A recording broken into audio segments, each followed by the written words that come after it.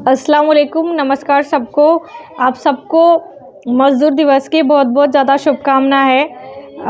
जैसा कि आप लोग सब जानते हैं कि चाहे कितना बड़ा आदमी क्यों ना हो, लेकिन उसको अपना काम निकलवाने के लिए एक मज़दूर की ज़रूरत पड़ती है, चाहे वो मज़दूर किसी भी तरह का क्यों ना हो।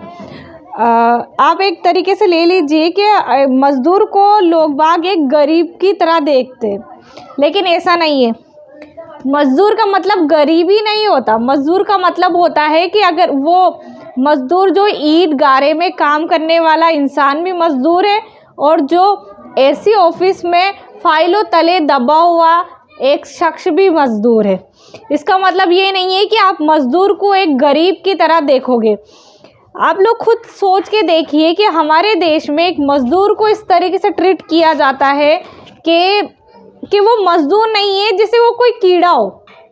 ऐसा क्यों होता है हमारे देश में? और साथ में मैं आपको यही बताना चाहती हूँ कि हमारे देश में दो वर्ग की तरह एक मज़दूर होता है। एक तो होता है संगठित वर्ग और एक होता है असंगठित वर्ग। संगठित में वो होता है कि जो ऑफिस वगैरह में काम करने वाले लोग होते हैं, कि जैसे सपोज़ करिए किसी की 10,000 सैलरी है, तो उसके इन हैंड उसको मिल रही है 8,000। तो 2,000 जो है उसके पीएफ वगैरह और जो उसके इंश्योरेंस या जो भी करवा रखी है ऑफिस की तरफ से, तो उसको उसमें मिलता है। और एक असंगठित होता है। असंगठित जो होता है उसमें ये होता है कि एक फिक्स सैलरी होती है, वो रोज़ाना मिलती है उनको। जैसे कि कोई मज़दूरी करने वाला इंसान, जैसे कि ईंट भट्टों में इनों में काम करने वाला, उसको डेली के 150 रुपये मिलते हैं। इनकी फ़िक्स इनकम होती है, लेकिन इनको कोई फ़ायदा नहीं मिलता। ना इनको इंश्योरेंस का कोई फ़ायदा मिलता है, ना इनको कोई पीएफ का। अगर सपोज़ इनके घर में अगर कोई इंसान बीमार भी पड़ जाए ना, तो भी इनकी सहायता करने के लिए कोई इंसान नहीं है, क्योंकि इनके पास ज़रिया नहीं होता कि ये इस तरीके से अपनी सहायता करवा सके लोगों से। लेकिन इनके पास कोई भी ज़रिया नहीं होता।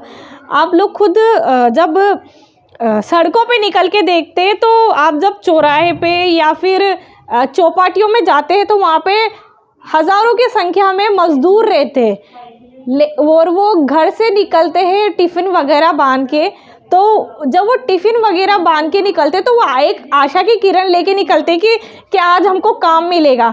लेकिन उसमें से सिर्फ और सिर्फ ये देखने को मिलता है कि हज़ारों में से सिर्फ 300 या 400 लोगों को ही काम मिल पाता है। लेकिन जो 600 लोग होते हैं, वो बेचारे, उनको काम नहीं मिल पाता। क्योंकि वो डेली कमाने खाने वाले इंसान होते हैं, इस वजह से उनको काम नहीं मिल पाता है। हमारे देश में आज हर वर्ग का इंसान परेशान है, चाहे वो मध्यम वर्ग ले लीजिए, निचले क्षेत्र वाले वर्ग के ले लीजिए, हर वर्ग का। लेकिन आज जो अच्छी तरीके से कमा रहा है और अच्छी तरीके से फूल रहा है, फल रहा है, वो सिर्फ और सिर्फ अमीर वर्ग फूल रहा है, जिसकी वजह से आज हमारे देश के हर वर्ग के लोग को परेशानी का सामना देखना पड़ रहा है। अगर आप किसी अमीर के पास भी इस तरीके से लेके जाओगे ना, तो वो आपको एक तरीके से एक नाली का कीड़ा समझ के साइड में कर देगा। ये मेरी बात लिख के ले लीजिए। मैंने बहुत सी जगह देखा है कि हमारे देश में ऐसे भी है। अगर कोई मध्यम वर्ग इंसान भी अगर किसी अमीर के पास जाता है ना, तो उसके इस तरीके से बिहेव किया जाता है जैसे वो इंसान नहीं हो, कोई ना कोई जानवर हो, या फिर कोई एक अलग तरीके से आया हुआ, या किसी और ग्रह से आया हो, या किसी और गोले का आया हुआ इंसान हो। इस तरीके से हमारे देश में अमीर वर्ग के लोग करते हैं।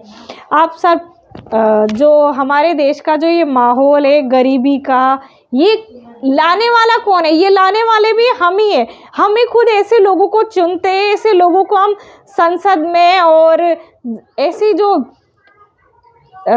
जिस तरीके से आप बोल सकते हैं कि संसद में, या फिर हमारी जो हम लोगों को, ऐसे लोगों को क्यों चुनते हैं जो नेता हमारे। हम तो खुद संसद में और जो लोकसभा आयोग में हम वहाँ नहीं जा सकते, लेकिन हमारी बातों को पहुँचाने के लिए जो होते हैं उनको नेता बोलते हैं। लेकिन वो नेता खुद ही निकम्मे होते हैं कि हमारी बातों को वहाँ तक नहीं पहुँचा पाते। तो फिर हम किससे अपील करें? अगर ये खुद नेता लोग जहाँ तक सुधरेंगे नहीं ना, तो हमारे देश का हालत भी नहीं सुधरने वाली। इसलिए चुनाव आने वाले उन लोगों को चुनिए जो आपका सही तरीके से आपकी बात को लोकसभा आयोग में और साथ में संसद में आवाज़ उठा सके। ऐसे लोगों को मत चुनिए आप लोग, जिनकी वजह से वो खुद का भला करें और जो जनता है उनका भला ना करें। आप लोग अगर मेरी बात से सहमत हो तो कमेंट सेक्शन में बताइए, क्योंकि हमारे देश का हाल बेहाल दिन पर दिन बहुत ज़्यादा बिगड़ता जा रहा है। सांप्रदायिकता के अलावा हमारे देश में कुछ नहीं बचा है। सांप्रदायिकता, हिंसा अभी देख लीजिए आप, बस लव जिहाद और साथ में भगवा लव ट्रैप ये ही चल रहे हैं और कुछ ही नहीं चल रहा है। और साथ में बस हिंदू मुस्लिम की लड़ाई के अलावा और कुछ भी नहीं है हमारे देश में मुद्दा।